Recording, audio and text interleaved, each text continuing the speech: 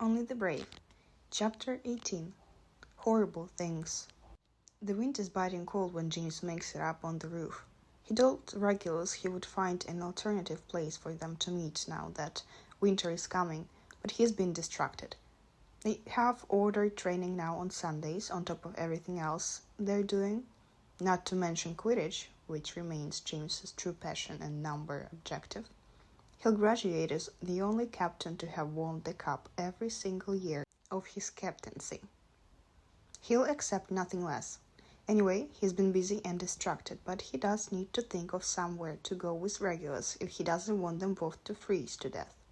Now conducive to the sort of thing he wants to be doing with Regulus. So James supposes the astronomy tower is an option, but it's a semi-popular spot for couples. They could be discovered accidentally. Not to mention his friends go there to have serious talks, which doesn't happen often, but it's not outside the realm of possibility. James will have to find a better solution. He knows every corner of this castle. It shouldn't be too hard if he applies himself to it, and for the chance of more time with Regulus, he will. James sits on the cold tiles, casts a warming spell. Today he's arrived before Regulus. He waits and fidgets with the pack of cigarettes he bought for him. James wants Regulus to arrive quickly because he's not in the best headspace. Being alone with his thoughts isn't a good idea today, not when James is still feeling guilty over the Liverpool man. He wants to be distracted, and Regulus is excellent at distracting him. But would he be if he knew what James did? What would Regulus think if he found out James had a very active part in the events that led to that man being killed? James isn't sure Regulus would like him anymore, and that's terrifying. But James wouldn't blame Regulus if that was the case, because James is supposed to help people, save them, protect them, and he failed. There is a dead man and his blood is on James's hands, or he feels like it, at least. He hasn't had a chance to properly talk about it with his friends because the news arrived on the morning of the full moon. They touched on it very briefly, and Sirius, Remus, and Peter said almost the same thing Regulus said. They told him not to put this pressure on himself, that he saved a lot of lives and the choices of this man weren't James's responsibility. But it was rushed, because then Remus had to go to the shack, and then, well, the following day hasn't been the easiest. Sirius hid himself in his bed, curtains drawn, as soon as they finished lessons. He hadn't emerged by the time James left to come meet Regulus, so he hasn't had a chance to properly hash it out with his friends, and the worst words from yesterday have lost their weight. The guilt remains. It just won't go away. James doesn't know how to get rid of it, and it scares him because he's not an idiot. He knows that people die in wars. He's just joined the ranks, and he's willing to fight, isn't he? That means people will die. That means James might have to kill. James doesn't know if he can. After all, he hesitated when it was Sirius's life on the line. If that wasn't enough for him to give it to his darkness. James doesn't know if he'll be much good to the Order of the Phoenix after all. Dumbledore would have never recruited if he'd known how weak James is. Very noble, very brave. You have skills that would be useful to the efforts. Dumbledore would have never said that to him if he knew James is about to be sick over himself with guilt for the death of a man. Does it matter that man was ready to hand over thousands of muggles? No, because a life is a life, isn't it? James can't, can he? He doesn't think he can. Hey, Regulus says, and James looks up so fast, black spots dotting his vision for a second. Regulus is watching him with narrowed eyes, sitting on the roof next to him. James didn't feel him arrive, didn't see him. That's a first. You okay? Regulus asks. James nods, hands him the pack of cigarettes. Just lost in thought. Sorry. Regulus pockets the pack and takes a cigarette out of his almost finished one. He lights it with his wand, a small flame flickering at the tip of it, lighting the small space between them. Regulus takes a long drag, then looks at James as he extinguishes his wand. Bad ones, Regulus says. It's not a question, but James answers like it is. No, just, he signs, looks at Regulus, admits defeat. because apparently he cannot hold his ground with good-looking people. Fine, yes, bad thoughts. Tell me, Regulus orders. There is no mistaking the tone of his voice. James doesn't want to because he already did, and Regulus told him to get over it. If James brings it up again, he'll get bored. James isn't boring. He's fun and interesting. He's handsome and good at kissing and stuff. That's what he should be doing. It's nothing, James says, leaning forward. Not important. Regulus's gaze drops to his mouth, and James thinks he's won. But then Regulus shakes his head and pulls away before they can kiss. James almost whines in protest, only catching himself at the least minute. Tell me, Regulus repeats, and then I'll kiss you. Regulus, it's not important, James complains. I don't care. I want to know, Regulus replies. There is something in his voice that gives James pause. It's like a little waver, a break in the smoothness of Regulus's usual cool and unbothered tone that betrays he means it when he asks James to tell him. He wants to know badly enough for it to make a crack on his facade. And James learned the night on the broom ride that he couldn't deny Regulus Black anything. Not really. So he signs and scoots closer. This okay? Regulus nods, and James takes a deep breath and says, I'm still thinking about the man in Liverpool. I know you said it wasn't my fault. I still feel like it is. Guilt has a way of clinging to the insides of our ribs, Regulus says quietly. Don't let it. It's not your fault, James. I know that. Up here, James says, tapping his temple. But in here, well, I feel like I've failed. Like I should have done more, and I didn't. Regulus puts his cigarette out against the tiles and turns to face James fully. He brings one hand over the one James put on his own chest, and the other he takes up to James's face, cradling it gently and effectively cutting blood circulation to James's brain. Regulus can be so fucking gentle when he wants to be. It's mind-blowing to James. He wants Regulus to never stop being gentle with him. It's not your job to save everyone, Regulus says fiercely. His hand is cold on his face, but James likes it. He likes that he can feel it so distinctly on his skin, proof that Regulus is still here, touching him even though he's being annoying and talking about the same topic again. But people need help, James says weakly, and I can't help them. I should because I can, and it's... You're a kid, James, Regulus says, cutting him off. It's not your job to save the world. He wants to, though. James wants to save everyone so badly, because the alternative is that some people he cares about could get hurt, and that's not something James can live with. He can carry his burdens and hurt and bend under the weight of the world, but none of it will even ever break him so long as he knows his people are safe. And yet, well, Regulus perhaps has a point. Not alone, no. I can't save everyone alone, James agrees. But we have to fight, right? We have to. No, you don't, Regulus insists, an edge to his voice like he's thinking about something specific. For a wild moment, James panicked that Regulus somehow knows about the order, but that's impossible. He doesn't, he can't, he won't. Leave the fighting to the adults, the professionals. It's not your job. James can feel his heart splintering. Is it not his job? Maybe it isn't, but he needs to do it anyway because there are too many bad people. There are also too many people who do nothing, and that's how innocent end up dead, isn't it? Regulus, you know what's happening out there, James says softly. Regulus stiffens. It's got nothing to do with you. I think that's why it's getting so bad. Too many people think it's not about them, and they do nothing.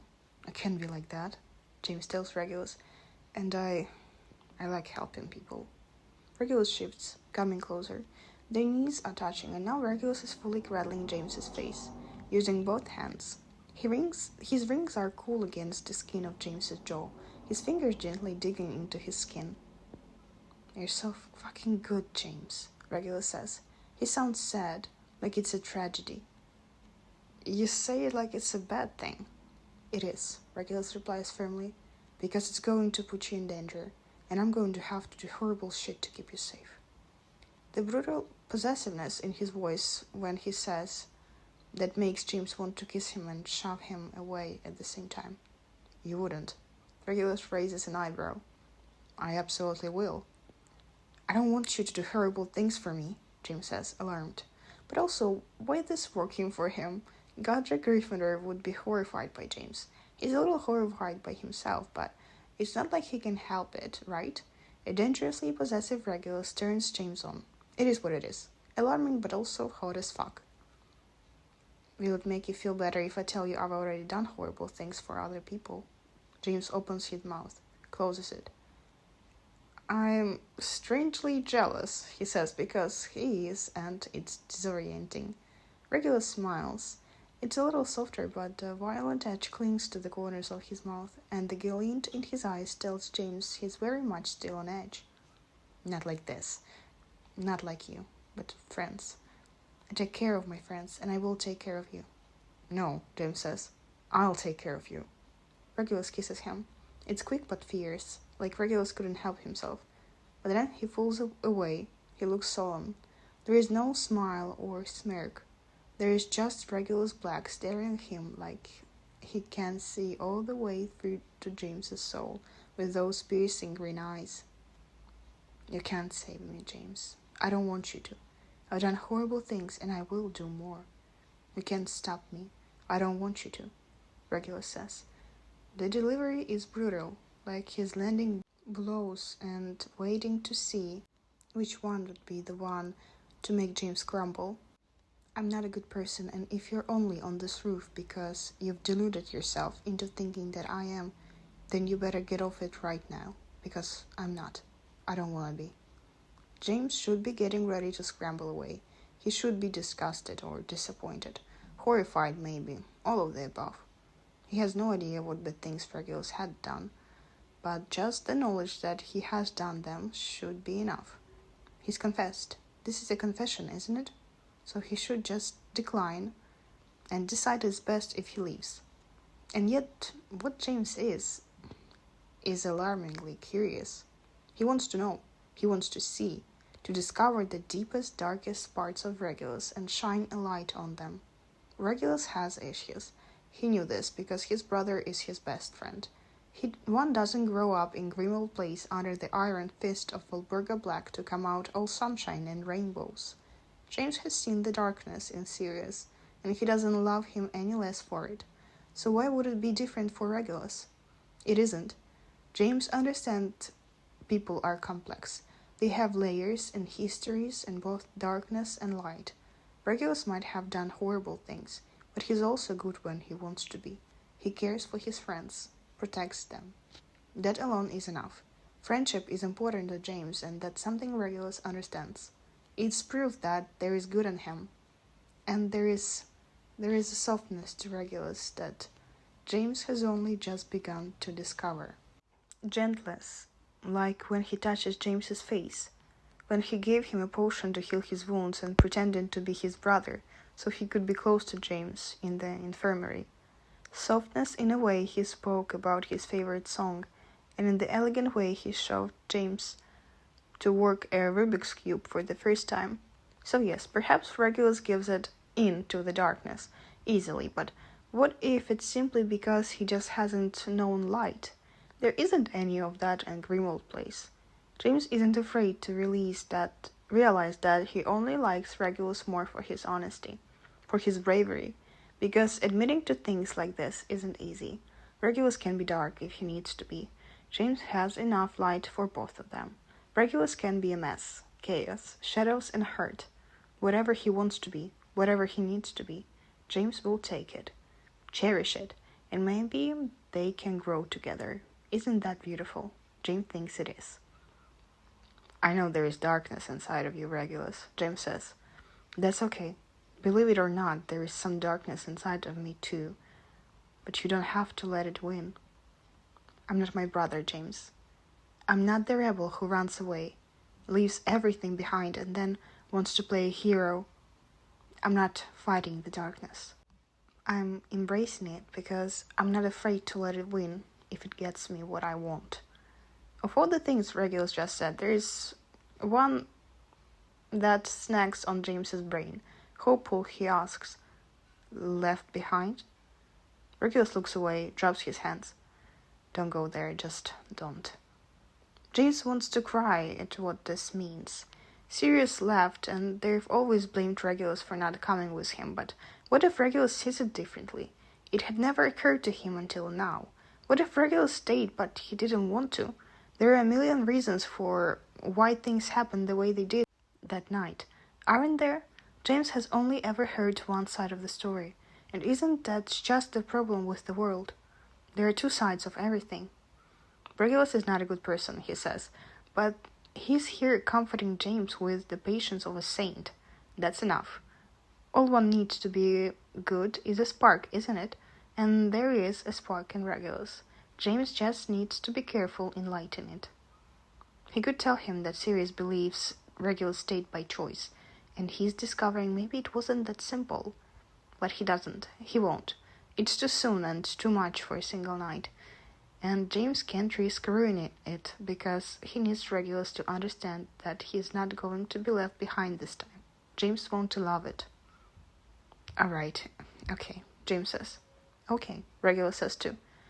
So, what do you want then? James asks. That's what he said, right? He'll let the darkness win to get what he wants. It's a reasonable question. James hopes Regulus won't shut him down on this one too. Regulus looks at him, takes a breath, brings his hands back to James's face and traces James's cheekbones with his thumbs. Right now, I want you. Regulus kisses him, and James has to kiss him back because his body knows nothing else.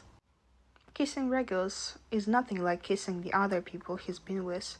It's dangerous and sharp and thrilling, like he's walking a tightrope. And the best part is that James wants to fall, hard and fast, and splatter himself against the beautiful, sharp, dangerous things Regulus makes him feel.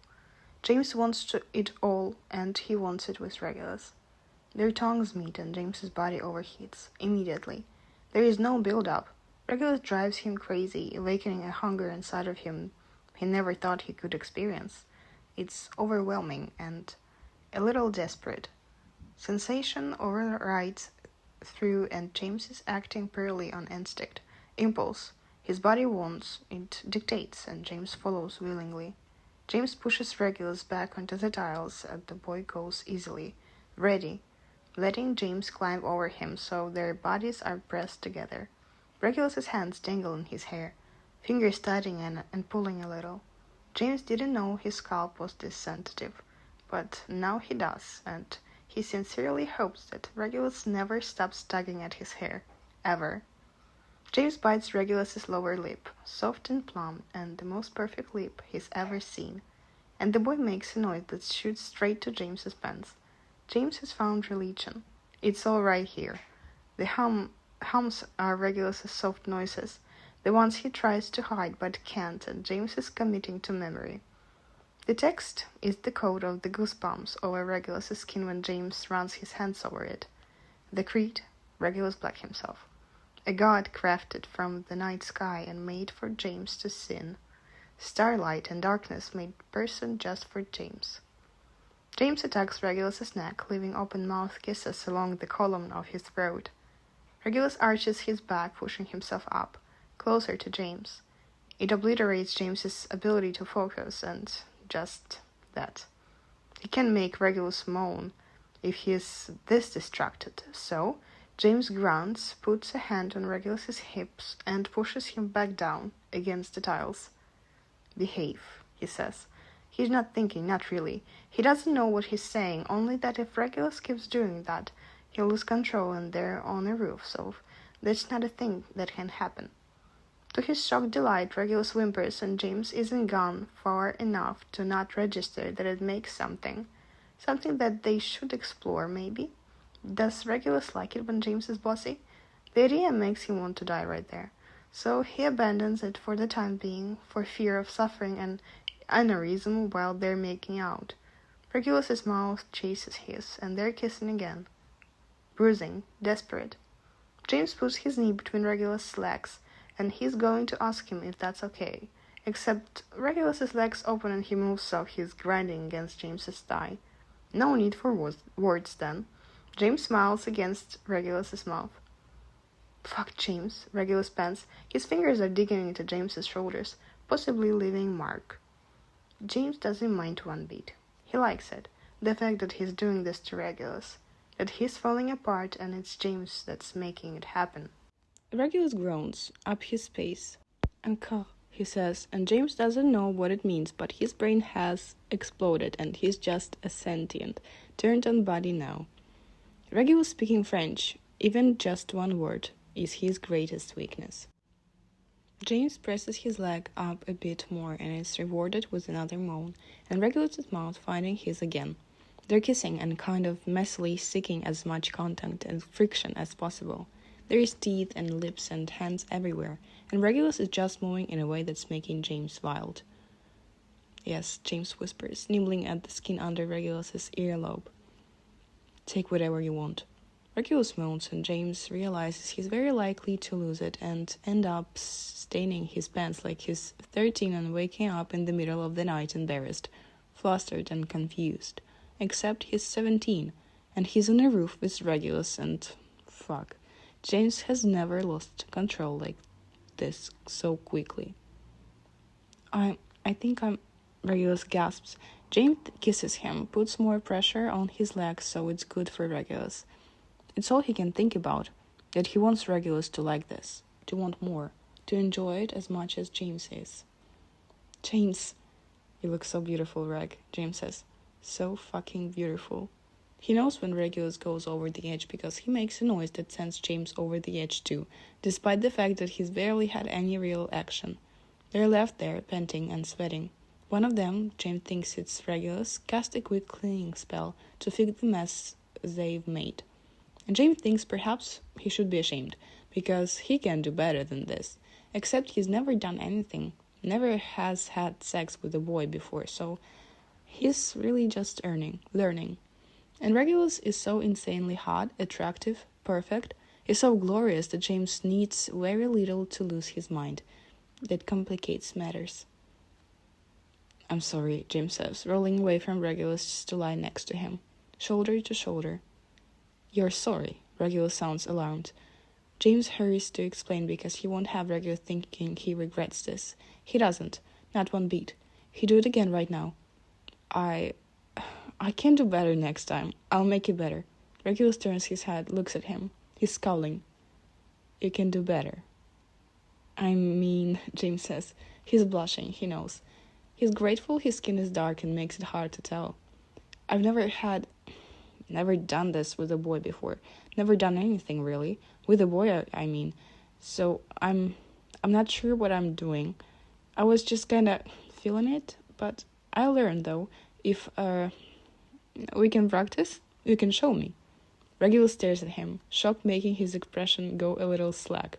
James wants to die, roll off the roof, and just disappear because this is embarrassing. He's usually so fucking smooth. He likes taking charge and making his partners fall apart as thoroughly as possible. He knows he's only 17 and has more to learn, but he's quite proud of his technique and ability. With Regulus, it's not just that he's inexperienced with boys. It's that James's brain disconnects and he forgets everything he knows. James, Regulus says, and now he's blushing, which is lovely, so lovely. I've never done this before either. James would think Regulus is messing with him, if not for the expression on his face. But it's so unbelievable to him because Regulus is the hottest, most attractive, most perfectly beautiful human being James has ever seen in his life, so what is wrong with the rest of the world? Why isn't there a line of people desperate for Regulus's attention? Oh, it comes out kind of a question, because, well, but you're so good at kissing, and I thought really? James thinks this is preposterous, but also he likes that Regulus is his secret. That he's discovered the Holy Grail and gets to keep him on this roof just for himself. James is going to worship Regulus so thoroughly, he'll start thinking he's a deity for real. That's all good with James. Regulus rolls his eyes. I've kissed people before, but nothing else. James wants a list of those people. Just to know, who are they? What were they to Regulus? Where are they now? He hopes far away, but he can't do that. He can't ask. That's weird. And it's too early, and James needs to get a grip. James rolls onto his side so he can look at Regulus properly. He reaches toward him and waits for Regulus to give him a tiny nod. Then James pushes a curl of his forehead, watching the blood pooled in Regulus's cheekbones. Was that good for you, then? The blush spreads all the way to Regulus's hairline and down his neck, and James wants to kiss him again so badly it's a gargantuan effort not to act on it.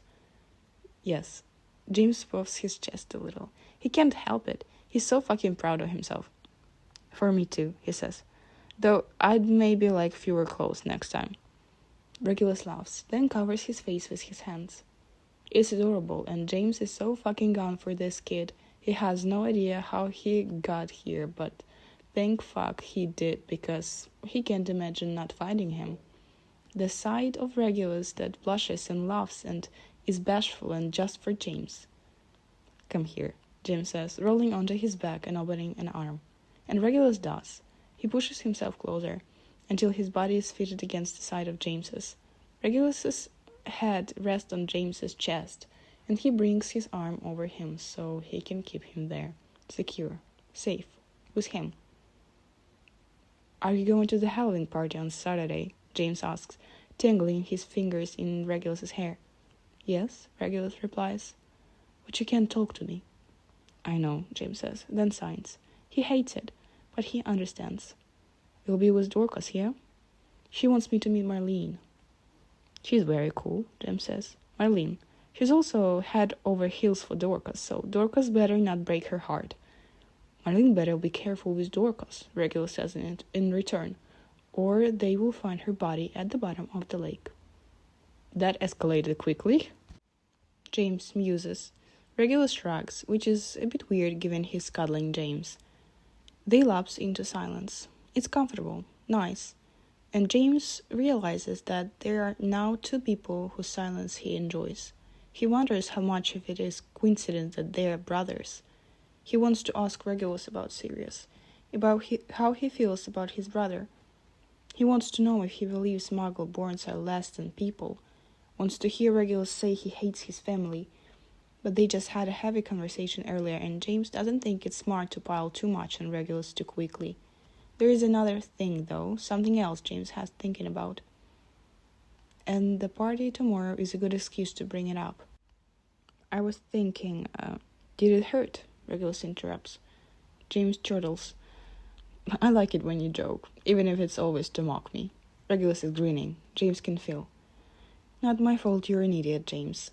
James laughs again, and Regulus gets fussy about it because he's on James's chest and the movement is jostling him. He calms down even enough to pick up the conversation again. Alright, listen. I was thinking, and it did not hurt even a little bit, that I understand we can't talk or interact in public. It's okay, I get it, but I hate seeing you and acting like it doesn't matter. James, Regulus' tone is warning. Just hear me out, okay? Alright, go on, Regulus says, signing. What if we agree something like a gesture, and it means I'm thinking about you? It means I wish I could talk to you or kiss you, and I hate that I can't, but I'm thinking about it, and you know it, James says, a little rushed. Because he's a little nervous, Regulus is going to laugh at him for this. Is he being silly? Maybe, but he wants to be able to tell Regulus how he feels all the time. What kind of gesture? Is all Regulus asks. James feels emboldened. Regulus is not laughing. He sounds like he's considering it.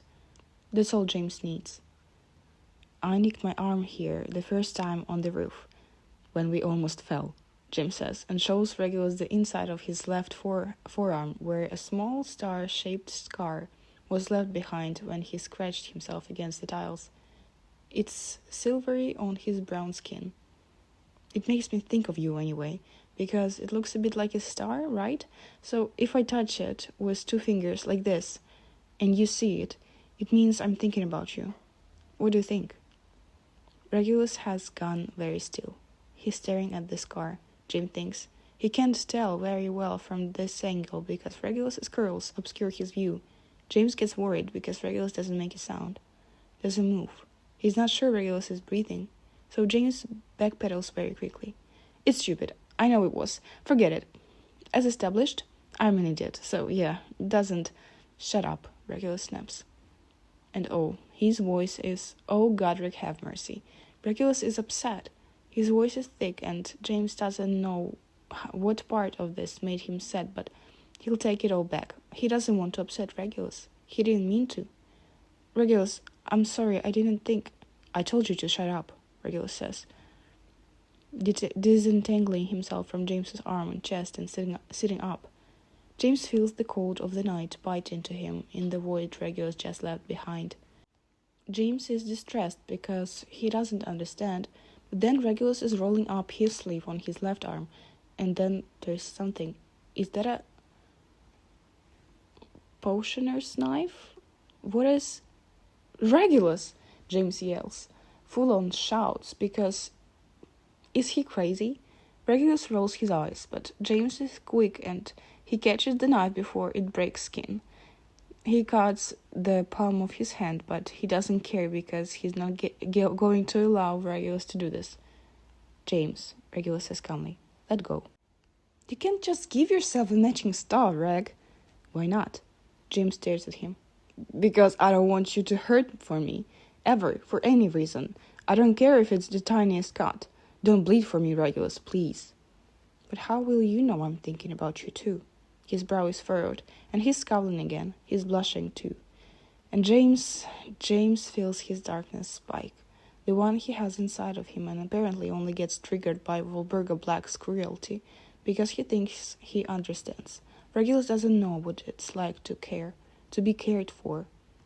Not without pain and punishment. He only knows people show him love through wounds and aches. For Regulus, love is bleeding on the carpet at the bottom of the stairs. An eye swollen shut for a week, hunger that eats at his inside that makes him faint so he can't leave his bed. It's all he knows, right? Love to Regulus has to hurt. Even Sirius is his brother, the only person who loved Regulus when he was little, loved him in pain and blood and scars, because James knows Sirius took punishment so Regulus didn't have to. Sirius bled for Regulus more times than either of them could ever count. The only unconditional love Regulus has ever known was stained crimson, and then he left, and Regulus hasn't learned there are ways to love that don't hurt. James is going to show him. Regulus, James says softly, taking the knife from him.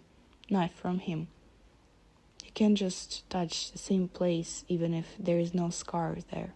I will know. Every time I will know. He scowls a little more, considering. It's not the same thing. James can tell Regulus doesn't like this. He doesn't like that James has something that's visible, that's there, and he doesn't. James doesn't necessarily understand the depths of their reasons, but he knows it bothers Regulus. That's enough. What if, James suggests, taking out his wound, we make a temporary one, and when it begins to fade, you can just reapply it. One that won't hurt, not even a little bit. Regulus blinks, then nods, his brow relaxing into his standard scowl rather than the deeper one he was sporting a second ago. Make it match. James does. It's a very simple spell, something he and Sirius invented because they kept losing their quills and needed an emergency tool to write with if they had surprise tests or whatever. So James uses his wand like it's a pencil and draws on Regulus's arm a star to match his scar. When he's done, Regulus stares at it for a long time. James waits, giving him space. It breaks his heart that Regulus's first instinct was to bleed, but he's so proud of the boy for listening, for thinking it through with James. How long does it last? A couple weeks, James says. I can teach you the spell. No, Regulus says, then looks up and reaches for James, pulling him to whisper against his mouth. I like it that you have to put it there. Then they kiss, and there isn't much more talking for a long while.